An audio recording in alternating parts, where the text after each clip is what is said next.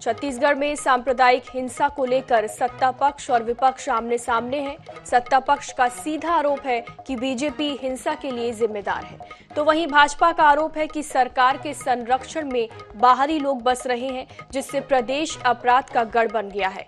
देखिए इस रिपोर्ट में। हाल ही में हुई बिरनपुर की घटना के बाद भाजपा ने प्रदेश में विशेष समुदाय के बाहरी लोगों का सर्वे कराने का फैसला किया है। इसके लिए पार्टी इनके बसने का भौतिक सत्यापन कराएगी। बीजेपी का आरोप है कि छत्तीसगढ़ में लगातार विशेष समुदाय के लोग अवैध रूप से बसते जा रहे हैं, जिससे छत्तीसगढ़ की स्थिति अशांत हो गई है। पूर्व नेता प्रतिपक्ष ने कहा कि भौतिक सत्यापन करने का काम सरकार का है, सरकार ये काम नहीं करेगी, इसलिए भाजपा करेगी। छत्तीसगढ़ में लगातार अवैध रूप से आके लोग यहाँ बसते जा रहे हैं और उसके कारण में छत्तीसगढ़ की जो स्थिति है अशांत हो रहा है। नहीं तो हम ये कहते थे एक समय कि छत्तीसगढ़ शांति का टापू है, आखिर अपराधगढ़ के रूप में क्यों बदल गया। और कहीं भी आप देखेंगे तो केवल एक घटना बिरनपुर की नहीं है, आप सुकमा से लेकर के नारायणपुर तक के और नारायणपुर के बाद में आपके जिस प्रकार से जसपुर तक की घटना और यहाँ पर जो बिरनपुर में उसका दिखाई दिया है, तो उसका मुख्य कारण यही है। भाजपा के बाहरी लोगों के भौतिक सत्यापन पर कांग्रेस ने तंज कसा। इस मामले में सीएम भूपेश बघेल ने सीधे आरोप लगाया कि बीजेपी ने पहले हिंसा करवाई और अब सर्वे कराएगी। बीजेपी वोट के खातिर सर्वे करा रही है। बीजेपी द्वेष फैलाए और हम प्रेम बांटेंगे। पहले तो हिंसा कराएं और उसके बाद वो अब सर्वे करा रहे हैं। सर्वे तो गरीब आवास लोगों को कर रहे हैं, तो समर्थन तो कर नहीं रहे हैं। गरीब को आवास मिलना चाहिए, सर्वे कराएं, तो भारतीय जनता पार्टी इसमें मौन है। अब वोट के खातिर वो कराना चाहते हैं, तो ये द्वेष फैलाने की कोशिश करें। जितना द्वेष फैलाएंगे उतना हम प्रेम बांटने का काम करेंगे। भाजपा कई बार रोहिंग्या मुसलमानों के छत्तीसगढ़ में बसने का आरोप लगाती रही है। भाजपा का आरोप है कि कवर्धा, जशपुर, नारायणपुर समेत अन्य जिलों में बड़ी संख्या में बाहरी लोग अवैध रूप से बसकर अशांति का माहौल बना रहे हैं। बहरहाल ये एक आरोप ही है, इसकी सच्चाई तो सर्वे के बाद ही सामने आएगी। INS 24/7 के लिए रायपुर से स्वप्निल गौरखेड़े की रिपोर्ट। छत्तीसगढ़ में लंबित आरक्षण बिल पर एक बार फिर राजनीति गरमाने के आसार हैं। सीएम भूपेश बघेल ने राज्यपाल की भूमिका पर सवाल उठाए हैं। उन्होंने दो टूक अंदाज में कहा कि राज्यपाल या तो बिल पर दस्तखत करें या उसे लौटा दें। उन्हें नौजवानों का भविष्य अंधकार में रखने का अधिकार नहीं है।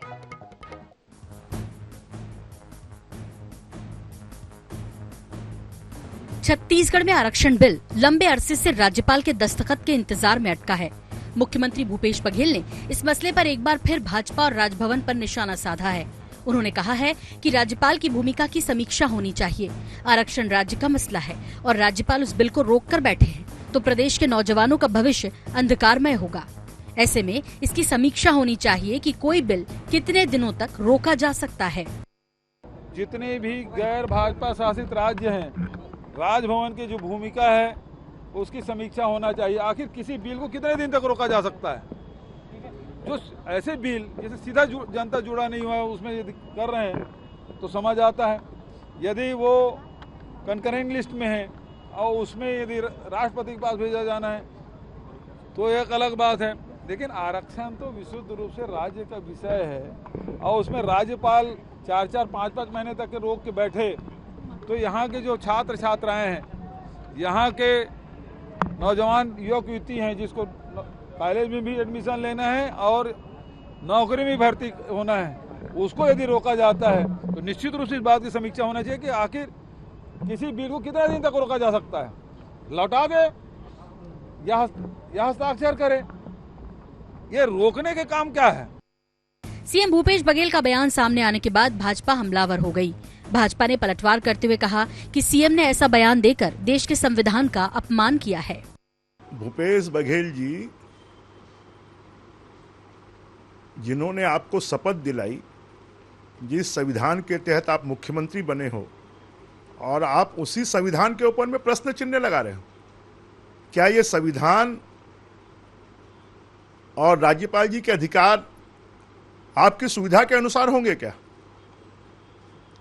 ये बोलने का आपको अधिकार नहीं है और आप तो संविधान का अपमान कर रहे हैं। इसका अधिकार अगर किसी को है तो राष्ट्रपति जी को है, संसद को है, और आप तो अपने आप को राष्ट्रपति जी, संसद और संविधान से भी ऊपर मानने लगे हैं। आपके अधिकारों की समीक्षा कौन करेगा? प्रदेश में इस साल होने वाले विधानसभा चुनाव की उल्टी गिनती शुरू हो गई है। आरक्षण का मसला सियासी रूप से बेहद मायने रखता है। ऐसे में आने वाले दिनों में इस मुद्दे पर जारी घमासान तेज होने के आसार हैं। INS 24/7 के लिए रायपुर से मोहम्मद हसन के साथ स्वप्निल गौरखेड़े। केंद्रीय राज्य मंत्री प्रहलाद पटेल ने छत्तीसगढ़ में चल रहे जल जीवन मिशन के कार्य के ODF की समीक्षा की। बैठक के बाद उन्होंने कहा कि छत्तीसगढ़ जल जीवन मिशन में राष्ट्रीय औसत से बहुत पीछे है। अब तक केवल 42.7% कार्य छत्तीसगढ़ में हुआ है, जबकि कई राज्यों ने 100 से 90% तक टारगेट पूरा कर लिया है। देखिए इस रिपोर्ट में। जल जीवन मिशन की समीक्षा हुई है। 2019 में छत्तीसगढ़ 6.7% पर था और अभी 42.7% पर पहुंचा है, जबकि नेशनल एवरेज 60% है। भारत के 60% परिवारों को पाइपलाइन के पास द्वारा पानी पहुंच गया। उसमें तेलंगाना, गोवा, हरियाणा, दमन दीव, पांडिचेरी और अंडमान निकोबार, ये ऐसे राज्य हैं जिनने 100% टारगेट अचीव कर लिया है। कुछ राज्य ऐसे हैं जिनने 90%, इसमें उत्तराखंड है, बिहार है, ऐसे राज्य जो 90% पर हैं। छत्तीसगढ़ बहुत नीचे है, राष्ट्रीय एवरेज से नीचे है। केंद्रीय राज्य मंत्री प्रहलाद पटेल का बयान आपने सुना। छत्तीसगढ़ में जल जीवन मिशन का कार्य महज 42.7% ही हुआ है, जबकि गोवा, हरियाणा, दमन दीव समेत अन्य राज्यों में 90 से 100% तक टारगेट पूरा कर लिया गया है। केंद्रीय मंत्री ने इसकी वजह टेंडरिंग, वर्क ऑर्डर की प्रक्रिया बार बार बदलने और निरस्तीकरण के कारण गतिरोध को बताया है। उनके बयान पर भाजपा ने कहा है कि जल जीवन मिशन के कार्य पर भारी भ्रष्टाचार हुआ है। विधानसभा में मुद्दे उठाने के बाद कई अधिकारियों को सस्पेंड किया गया है।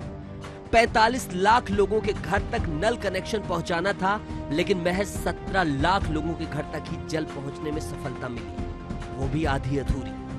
सरकार केंद्र से मिली राशि खर्च कर पाने में असफल रही है। जल जीवन मिशन में ये सरकार फेल हो गई। केंद्र की जितनी राशि आई, उस राशि का उपयोग ये सरकार नहीं कर पा रही है, और मैं कहूँगा कि उसमें ये फिसड्डी निकली है। कुछ समय पहले हमारे केंद्रीय मंत्री जी आए थे और आकर के उन्होंने यहाँ पर जो समीक्षा किया, उस समीक्षा में और मैं जो वो समीक्षा में हमारा जो छत्तीसगढ़ है आखिरी 28वां 29वां नंबर पर प्रदेश में है। मामले में सीएम भूपेश बघेल ने कहा है कि हाल ही में केंद्र सरकार का एक विज्ञापन आया था, जिसमें छत्तीसगढ़ में जल जीवन मिशन के बेहतर काम होने की तारीफ की गई थी। उन्होंने कहा कि केंद्र सरकार ने लोगों के घरों में शौचालय बना दिए, लेकिन जल की व्यवस्था नहीं की। पूरे देश में सबसे पहले हमने नरवा प्रोजेक्ट लागू कर भूमिगत जल संरक्षण का कार्य शुरू किया। देखिए, जिस दिन जल संसाधन मंत्री आए थे, बैठक हुई थी मेरे चेंबर में, तब मैंने कहा था आप शौचालय बना दिए, पानी की व्यवस्था नहीं की है। अब घर घर में नल लगा रहे हैं, पानी की व्यवस्था नहीं है। हमारे यहाँ नरवा प्रोजेक्ट हमने पहले चालू किया है, ताकि जो भूमिगत जल है वो पहुँचे। आज बहुत सारे गांव ऐसे हैं जहां पानी नहीं मिल रहा है, और लगातार जब पानी उलीचेंगे, अभी जब ये हालत है, जब सारी टोटियां शुरू हो जाएगी लाखों की तादाद में, तब पानी कहाँ से मिलेगा? उसकी व्यवस्था भारत सरकार कर रही क्या? छत्तीसगढ़ सरकार कर रही है। केंद्रीय राज्य मंत्री प्रहलाद पटेल के बयान के बाद भाजपा जल जीवन मिशन को बड़ा मुद्दा बनाने की कोशिश की जुगत में है। इसको लेकर जल्द आंदोलन शुरू किया जाएगा। इसके पहले भाजपा ने पीएम आवास के मुद्दे को भी जोर शोर से उठाया था। विधानसभा चुनाव की तैयारी में जुटी भाजपा को केंद्रीय मुद्दों से कितनी मजबूती मिलती है, ये देखने वाली बात होगी।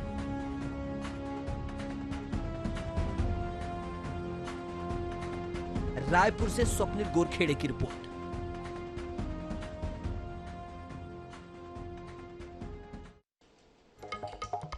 चुनावी साल में पहली बार बस्तर आई कांग्रेस महासचिव प्रियंका गांधी वाड्रा कई संदेश दे गई हैं। मुख्यमंत्री भूपेश बघेल के भरोसे का सम्मेलन ने जनता का भरोसा कितना जीता है, ये तो आने वाला समय ही बताएगा। लेकिन प्रियंका गांधी का भूपेश बघेल के प्रति भरोसा जरूर बढ़ाया है। गुरुवार को उनके भाषण और उनकी भाव भंगिमा ने जता दिया कि नेहरू गांधी परिवार और कांग्रेस की राजनीति में भूपेश बघेल की पैठ गहरी हो रही है। देखिए इस रिपोर्ट में।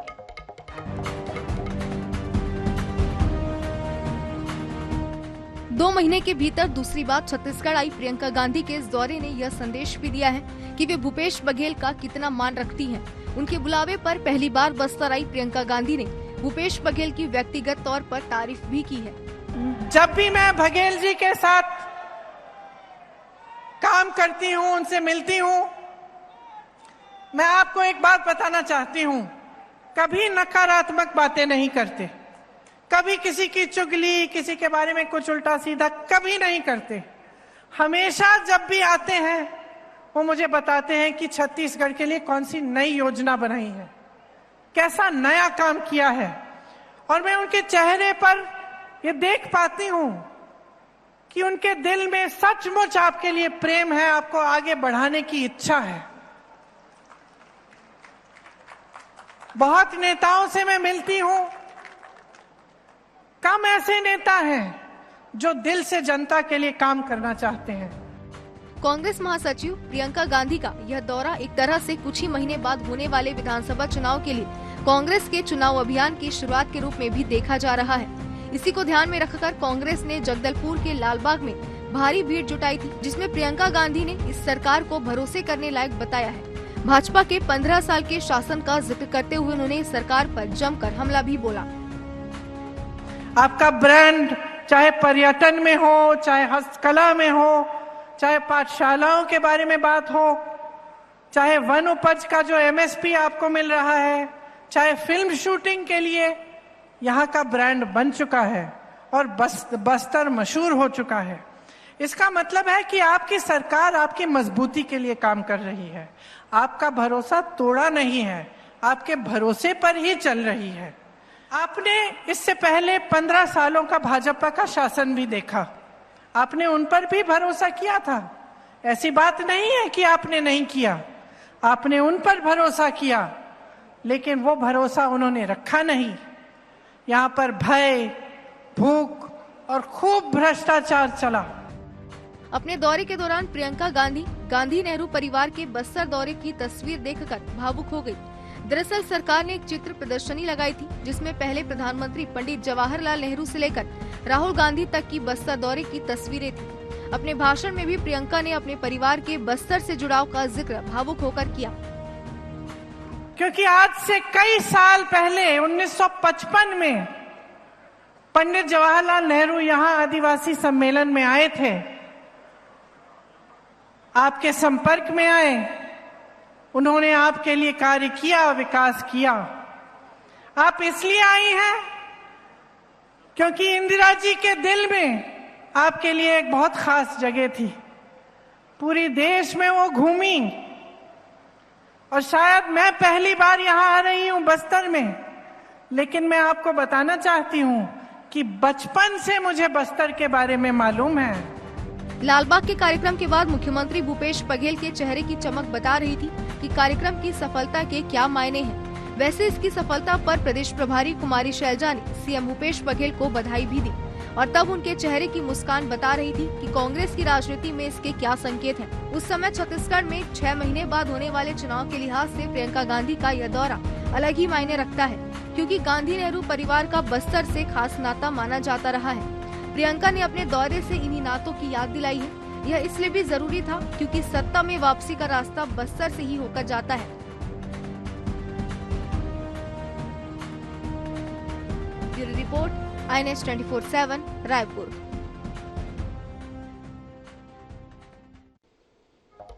सोहेला क्षेत्र में भिलाई, डबरी और गोरदी गांव के बीच बन रहे 4 किलोमीटर सड़क के निर्माण में ठेकेदार द्वारा गंभीर अनियमितता के साथ भारी भ्रष्टाचार किया जा रहा है। बलौदा बाजार विधायक प्रमोद शर्मा ने ठेकेदार द्वारा बरती जा रही गंभीर अनियमितता की जांच के लिए पीडब्ल्यूडी मंत्री ताम्रध्वज साहू को पत्र लिखा है। बता दें, बिलासपुर के वर्षा कंस्ट्रक्शन कंपनी द्वारा लगभग 4.25 करोड़ की लागत से बिलाई डबरी से गोरुदी तक 4 किलोमीटर की सड़क निर्माण किया जा रहा है। ठेकेदार के द्वारा निर्माण कार्य में घोर लापरवाही बरती जा रही है। सड़क की चौड़ाई को कम कर दिया गया। अनियमितता की शिकायत पर पीडब्ल्यूडी के भाटापारा एसडीओ टीआर कौशिक मौके पर पहुंचे। ठेकेदार वर्षा कंस्ट्रक्शन के इंजीनियरों को जमकर फटकार लगाते हुए कहा कि 2 बार नोटिस देने के बाद भी गुणवत्ता विहीन काम किया जा रहा है। निर्धारित मापदंड के आधार पर निर्माण नहीं किया गया तो काम रोक दिया जाएगा। एसडीओ ने विभिन्न स्थानों पर स्वयं सड़क की चौड़ाई का नाप लेने के बाद पहले मुरुम डालकर एस्टीमेट के अनुसार सड़क की चौड़ाई बढ़ाने के बाद WBM करने के निर्देश दिए। सही तरीके से सड़क में रोलिंग और पानी तराई नहीं कराने पर बिल नहीं बनाने की बात कही। समाचार पत्र में छपा है जी कि इसमें गलत काम हो रहा है जी। 6 मीटर चौड़ाई है जी, वैसे उतना कम नहीं है जी जी 8 मीटर एवरेज आ रहा है इसमें जी। पत्रकारों के सामने भी नापे हैं जी, अभी नापे हैं 8 मीटर जी। इसको और चौड़ा करेंगे जी निर्धारित चौड़ाई में जी। इसको चौड़ीकरण करने के निर्देश दिए जी और तब तक के ठेकेदार को काम बंद करने का जी निर्देश दिए। गुणवत्ता में पानी कम डलत है जी, पानी कम डलत है और रोलिंग कम हुआ है जी। बाकी साइड शोल्डर तो बनना ही है जी, मिट्टी भी डालना है हमें जी। बस। बस्तर दौरे में आई कांग्रेस महासचिव प्रियंका गांधी पूरी तरह बस्तरिया रंग में रंगी नजर आई।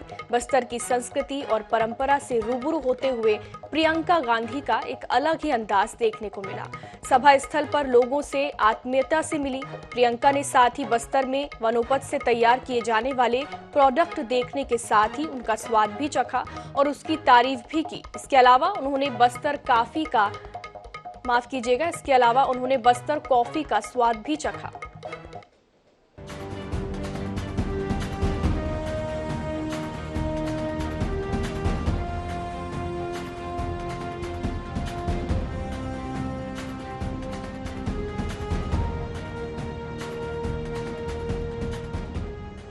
बस्तर दौरे में प्रियंका गांधी लोगों से मुलाकात करने के लिए पैदल ही आयोजन स्थल तक पहुंच गई। सड़क किनारे खड़े लोगों से प्रियंका गांधी ने मुलाकात कर उनका हालचाल पूछा। इस दौरान प्रियंका गांधी ने आदिवासी ग्रामीण महिलाओं से बातचीत की, जो बस्तर के लोगों के बीच चर्चा का विषय बना हुआ है। महिलाओं का कहना है कि उन्हें प्रियंका में पूर्व पीएम स्वर्गीय इंदिरा का अक्स नजर आ रहा था। लाल बाग मैदान में गए थे हम लोग, देखे करे दूर से, उनका वो सुन के हम लोग को बहुत अच्छा लगा, सब अच्छा बोली। हाँ, इंदिरा गांधी टाइप का दिखते हैं, जैसा हम लोग मालकानगिरी में देखे थे। आने के बाद फिर उनका वो हुआ था ना, वही देखी थी 84 में, तो उस टाइप का उसका दादी जैसा दिखती है। कल जिस तरह से लाखों की भीड़ को प्रियंका गांधी ने संबोधन किया, आपको लगता है जो भीड़ दिखा कल क्या वोट में कन्वर्ट हो सकता है? और जितनी बात उन्होंने कही, क्या ये बस्तर वासी उसको आत्मसात करना चाहेंगे? देखिए, सबसे बड़ी बात है कल के भाषण में प्रियंका गांधी जी ने कोई आरोप प्रत्यारोप किसी पे नहीं लगाया। उन्होंने पूरे उद्बोधन के दौरान बस्तर की जो आदिवासी महिलाएं हैं, जो आदिवासी वर्ग है, उससे अपने आप को जोड़ने का प्रयास किया। उन्होंने ये कहा कि गांधी परिवार हमेशा से आदिवासियों के उत्थान के लिए कार्य करती आ रही है और वर्तमान में भी उनके उत्थान के लिए कार्य कर रही है। मुख्यमंत्री भूपेश बघेल के साथ गुरुवार को भरोसे का सम्मेलन में शामिल होने कांग्रेस की राष्ट्रीय महासचिव प्रियंका गांधी बस्तर पहुंची थी। चुनाव से पहले जुटी भीड़ ने कांग्रेस को बूस्ट करने का काम किया है। ये ऐसा समय है जब कांग्रेस के सामने बस्तर की सभी 12 सीटें बचाने की चुनौती है। जिस तरह से भीड़ इस आयोजन में शामिल हुई, उससे कांग्रेसी गदगद है। प्रियंका ने भाषण की शुरुआत हल्बी में की। लोगों ने सीधा जुड़ाव महसूस किया। वही लोग उन्हें सुनने के लिए अंतिम समय तक लालबाग मैदान में डटे रहे। इस वक्त मैं लालबाग मैदान में मौजूद हूँ। इस मैदान से कल जो प्रियंका गांधी ने भरोसा सम्मेलन में लाखों लोगों को संबोधन किया, आप देख सकते हैं ये विशाल का टेंट है। आखिर इस जो टेंट, आप ये टेंट के जो मालिक है, इस टेंट को ले जा रहे हैं, पूरा मैदान वीरान हो जा रहा है। लेकिन खास बात यह है कल जिस तरह से यहाँ पर भीड़ दिखा, जिस प्रकार हुजूम दिखा, जिस प्रकार लोगों का भीड़ का सैलाव दिखा, तो कहीं ना कहीं कांग्रेस मिशन 2023 में इनके फायदा जरूर लेना चाहेंगे। क्योंकि कल जिस तरह से प्रियंका गांधी का अपने भाषण में, अपने उद्बोधन में जिस प्रकार अपने परिवारजनों को बात कही यहाँ पे कि इंदिरा गांधी यहाँ पर आई थी, उसके पहले जो राजीव गांधी से लेकर पंडित जवाहरलाल नेहरू यहाँ पर आए थे, उन परिवारों को यहाँ पर जिक्र किया। वो तो कहीं ना कहीं जो इंदिरा गांधी की जो चेहरा है उस चेहरा से मिलता जुलता प्रियंका गांधी है, जिसे देखने और सुनने के लिए लोग यहाँ पर हुजूम आए हुए थे। तो कुल मिलाकर कहा जा सकता है कल का जो सभा रहा कांग्रेस के लिए सफल रहा, क्योंकि इस भीड़ को आगे कांग्रेस किस तरह से अपने वोट में तब्दील कर पाएगा ये तो आने वाले वक्त ही बता पाएंगे। कैमरामैन संजू के साथ जीवनानंद हालदार, INS न्यूज, जगदलपुर। सूरजपुर मां महामाया शक्कर कारखाना केरता प्रबंधन अब बिजली बेचने की तैयारी में है। इसके लिए छत्तीसगढ़ राज्य विद्युत वितरण कंपनी से अनुबंध की प्रक्रिया आरंभ हो चुकी है। इससे कारखाना प्रबंधन को सालाना 2 करोड़ रुपए की आय होगी। इसका फायदा गन्ने किसान को भी मिलेगा। देखिए इस रिपोर्ट में।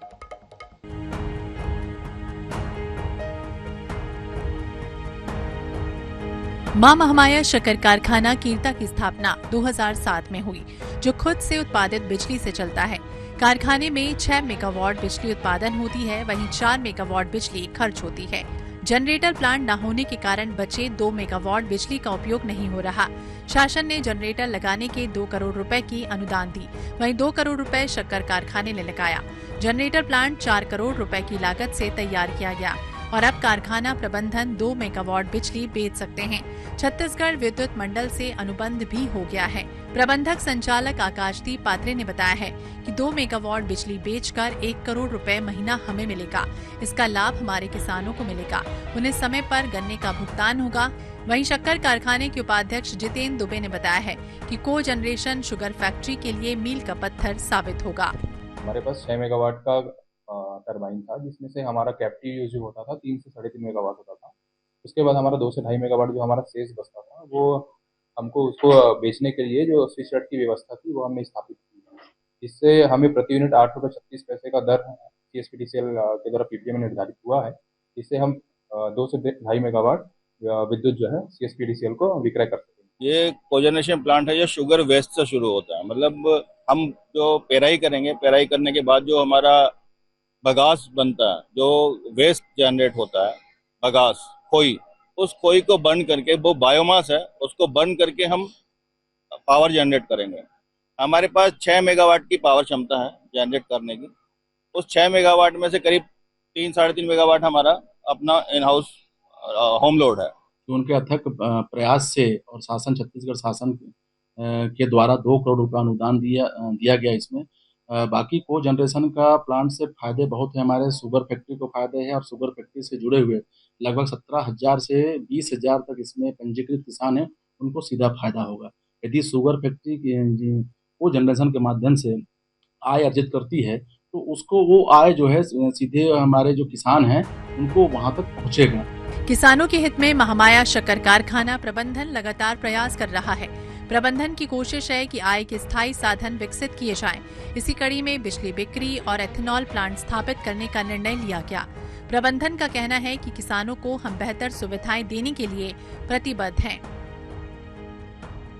INS 24/7 के लिए सूरजपुर से नौशाद अहमद की रिपोर्ट।